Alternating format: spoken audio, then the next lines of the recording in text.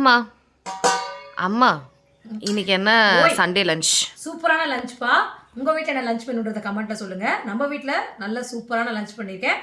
வாங்க என்னென்ன ஐட்டம் பண்ணியிருக்கேன் பார்க்கலாம். சிம்பிள் தான்ப்பா. சுட சுட சோறு அங்கே ஹாட் பாக்ஸில் வடித்து வச்சுருக்கிறேன். அது மீறி எக்ஸ்ட்ரா இருந்தது சூடாக. சரி அதை போட்டுக்கலாம் அப்படின்னு பாருங்கள். சாப்பாடு ஹாட் பாக்ஸில் இருக்குது, மீதி சாப்பாடு கப்பில் இருக்குது. ஃபஸ்ட்டு அதை சாப்பிட்றலாம், அது சூடாக இருக்குன்னு வச்சுட்டேன். சூப்பரான லெக் பீஸ், கல்பனாவுக்கு ரொம்ப பிடிச்ச லெக் பீஸ் வச்சுக்கலாம்.